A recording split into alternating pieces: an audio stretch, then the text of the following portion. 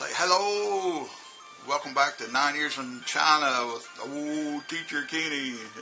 More hairs falling out every day. Oh my God. Hope you're doing all right. Hope you're watching a few videos. Hope you're having a good time when you watch them. Just remember, it's just things that have happened to me, my views, my opinions, blah, blah, blah, blah. You know, we're being over there living for 9 years. Today, one of the things I want to talk about is, I don't know why it hadn't popped in on a video yet, students cheating. And they do. Chinese students, they may be world renowned or whatever for their willingness to study and the stick-to-itiveness. But yeah, they cheat, and they cheat. Sometimes it's so obvious that they do it, you know, and it's not diabolical, you know. Maybe some things they do is a little diabolical if it comes from the parents' perspective. But remember, the competition is fierce, would be an understatement about what's going on in China. Now, some of you may know about Gaokao, the college entrance exam, which is it's lived in infamy about, you know, the parents and everybody helping the students cheat.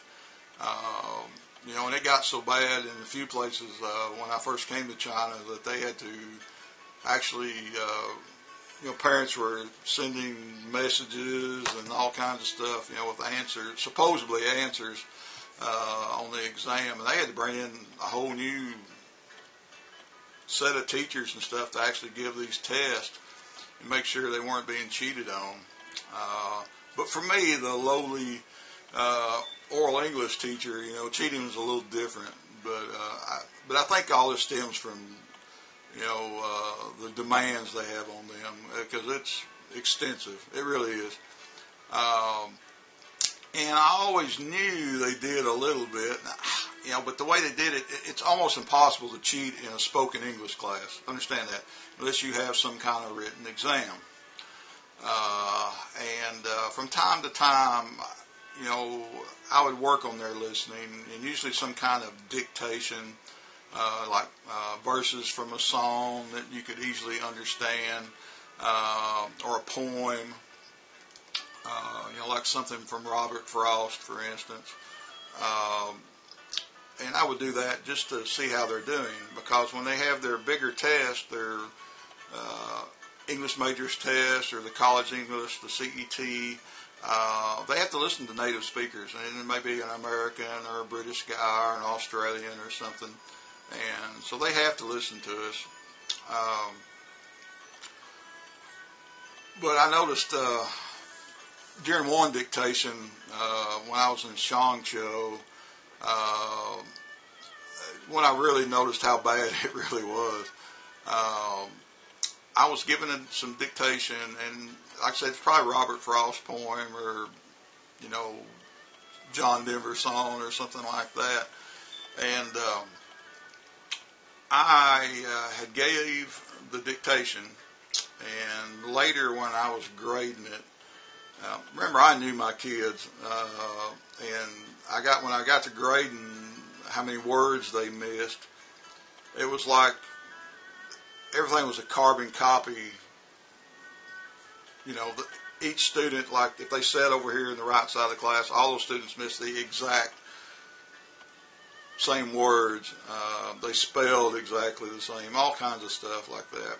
And I said, all right, I know they're looking, or, you know, we're talking to each other about this. And so what I did one day, I just wanted to see how they did it. They talk all the time, and it's not that big a deal, but it is. So what I did one day, I gave some dictation, and I kind of faked myself into, I need to step outside. I got a phone call I have to answer, one of the other teachers or something.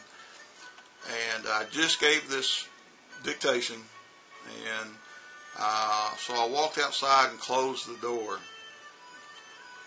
And I waited just a few seconds. Then I'm peeping back in the little window to the classroom, and the students are standing around certain people's desks trying to get the answers. And what it is, every class, there's going to be 2, 3, 4 students that are a lot better at English than the others. They're better listening, they spell better, all this kind of stuff. And so as soon as I walked outside, they all jumped up and ran over to those certain people, and they were getting their answers. And I thought it was hilarious. You know, I mean, I knew they were doing it, and I just thought it was really, really funny, you know, how they were going about it. And later I told one of my teaching buddies, a man named Stephen, I said, hey, you do this with your kids and tell me what they're doing, all right? And sure enough, they're all doing the same thing. And like I said, it's quite cute how they do it. And like I said, it's just something that we did.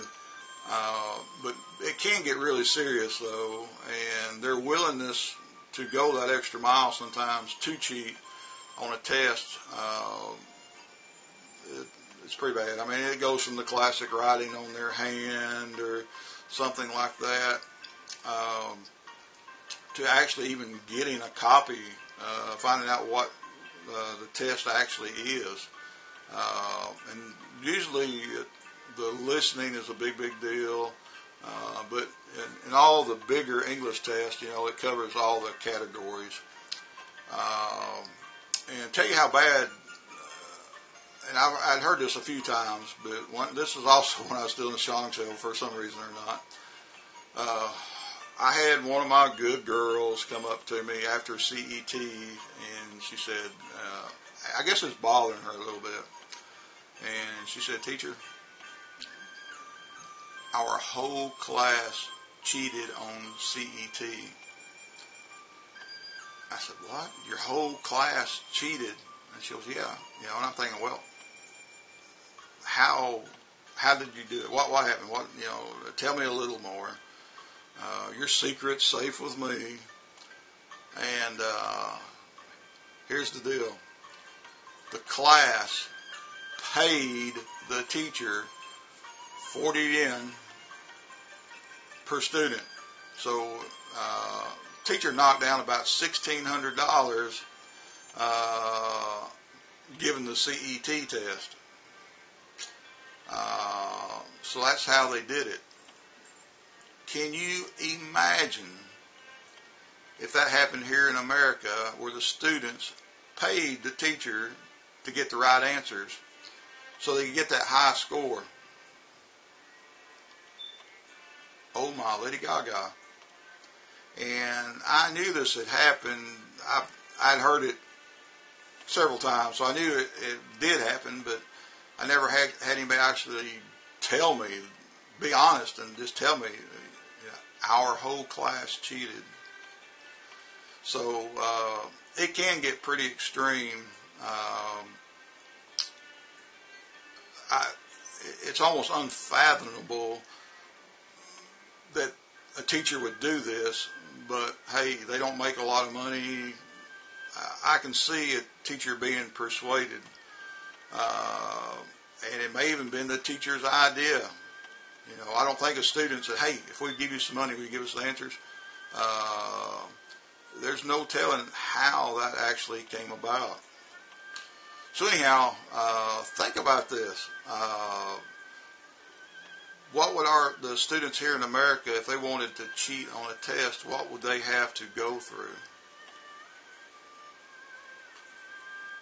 I think everybody is tempted somehow, some way, no matter what country or what system they have.